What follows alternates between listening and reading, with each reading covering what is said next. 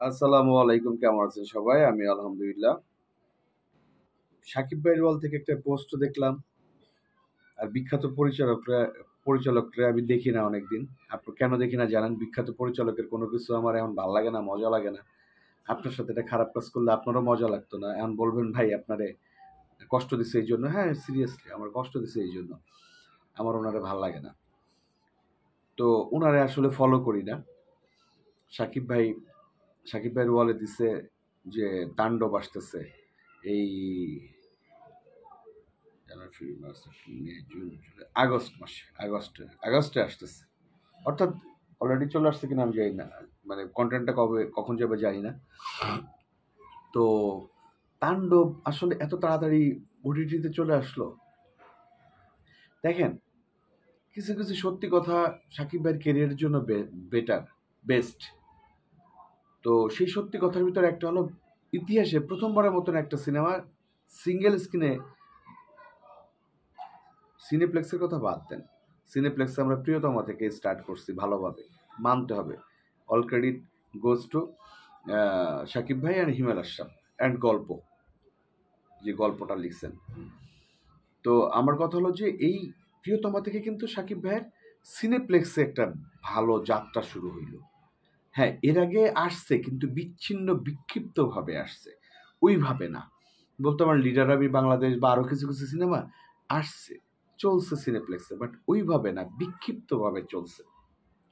তো প্রিয়তমা থেকে একদম বাস্ট করছে। সেইখান থেকে মানে সিনেপ্লেক্সের কথা বললাম, বাট সিঙ্গেল স্ক্রিনে তো ভাই সাকিব ভাই যদি মানে মনে করেন যে খালি 2.5 ঘন্টা খালি পর্দায় হাঁটছে, সেটাও লুফে নিছে। এই প্রথম কোনো সিনেমা, সত্যি কথা বলতে এই প্রথম কোনো সিনেমা সিঙ্গেল স্ক্রিনের মানুষ অ্যাভয়েড করছে সাকিব ভাইয়ের, সেটা হচ্ছে তাণ্ডব। এই প্রথম কোনো সিনেমা সাকিবের সিনেমা থেকে আগে আছে। প্রথম কয়েকদিনের কথা বাদ দেন, উৎসবও কিন্তু চরকির সিনেমা। আমি আমার কলিজা মনে করেন এফোর হইতেছিল যখন উৎসবের সেল বাড়তেছে, উৎসবের শো টাইম বাড়তেছে আর তাণ্ডবের কমতেছে। ভাই তাণ্ডবে আমাকে এক সিনে একটা শটের জন্য রাখছে, 3টা সিন করায়, সকাল থেকে রাত পর্যন্ত কষ্ট করায়। সেটা বাদ ভাই, সাকিব ভাইয়ের সিনেমা বাদ দিয়ে উৎসব সেল বেশি হচ্ছে, এই শো বেশি পাচ্ছে। সত্যি কথা আমরা অনেক সময় সত্যি কথাটা মেনে নিতে পারি না, নিজেরাও চেপে যাই। কিন্তু ওই যে বেশি পণ্ডিতি করতে গেছে ডিরেক্টর, কি কারণে এখনো পর্যন্ত আমার বোধগম্য হয় না এখানে সুরঙ্গ মাসুদ কি করে। সাকিব ইয়ান্না অ্যাভয়েড করছে সিঙ্গেল স্ক্রিনে, আর ওইটা ওনারা তো বৈশাই থাকে, কখন সাকিব বাইরে বাস দেওয়া যায়, একটা শ্রেণীতে বৈশাই আছে। তো দুই দিক থেকে মার খেয়েছে, কিন্তু দুই দিক থেকে মার খেয়েছে। এদিক থেকে সিঙ্গেল স্ক্রিনে ওইভাবে চলে নাই, সিঙ্গেল স্ক্রিনে লুজার ভাই, বেশিরভাগই লুজার। বরবাদ দিয়ে কামাইছে, এটা দিয়ে নিয়ে গেছে একদম ফিনিশ। রায়ান রাফি নেক্সটে মানে অন্য কারো সিনেমা এনে দেখুক সিঙ্গেল স্ক্রিনে কেমন নাই, দেখবো যদি আল্লাহ বাঁচায় রাখে। উনি উনি তো অনেক বড় ডিরেক্টর, উনি সিঙ্গেল স্ক্রিনে সাকিব ভাইয়ের ছাড়া অন্য কাউরে দিয়া দেখুক। ইভেন উনি যদি সাকিব ভাইকে নিয়েও আসে, তাও সিঙ্গেল স্ক্রিনের হল মালিকটা দেখা নিবে যে আসলে উনি কি বানাইছে, ওয়েব বানাইছে না সিনেমা বানাইছে।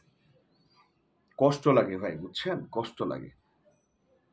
আজকে 2 মাসের ভিতরে ওটিটিতে চলে আসতেছে সাকিব ভাইয়ের সিনেমা।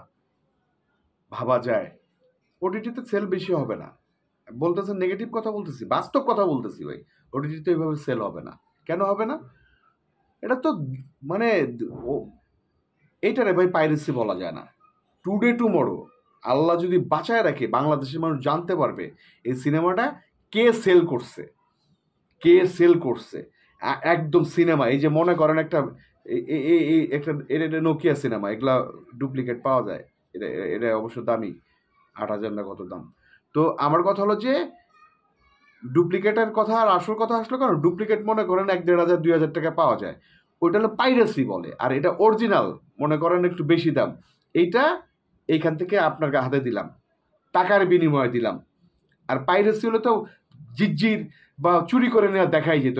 এখনো পর্যন্ত আমার টেলিগ্রামে আছে এই ইয়া তাণ্ডব আমার টেলিগ্রামে এখনো আছে, এই যে আমার দিয়ে রাখছে, শত শত মানুষ দিচ্ছে, এখনো টেলিগ্রামে আছে, সবার কাছে আছে, ডাউনলোড করা আছে। আমার কাছে আমি ডাউনলোড করি নাই, আমি দেখি নাই, আমি তাণ্ডব ছোট পর্দায় দেখিই নাই, আমি বড় পর্দায় দেখছি।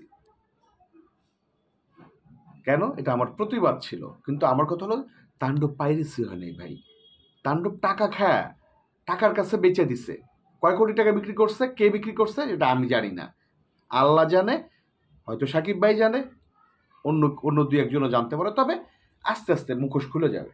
তবে আমার খুব ইচ্ছা, মানে আমার খুব মহেন্দ্র সনি সাহেব, ওই যে ইন্ডিয়ান, ওনার বক্তব্য, ইন্ডিয়া যারা কন্টেন্ট ক্রিয়েট করে ওনাদের একটা সাক্ষাৎকার নেওয়া উচিত, এই ব্যাপারে ওনার কথা নেওয়া উচিত যে আসলে ঘটনাটা কি। এই যে পাইরেসি হলো, পাইরেসি না, এই যে বিক্রি করে দিল, মানে তার সিনেমাটা, চরকির সিনেমাটা যে বিক্রি করে দিল, কে বিক্রি করলো, কার কাছে বিক্রি করলো, কয় কোটি টাকা বিক্রি করলো, এটা জানা উচিত। এখন ওটিটিতে আসতেছে, ওটিটিতে সব তো দেখে ফেলেছে, ওটিটিতে দেখেন ভিউ হয় কেমন, বিদেশে কিছু মানে একদম সলিড সাকিবিয়ানরা দেখবে, এটা সলিড সাকিবিয়ানরা দেখবে, কিন্তু আবার নাও দেখতে পারে। ওই যে সুড়ঙ্গ মাসুদ,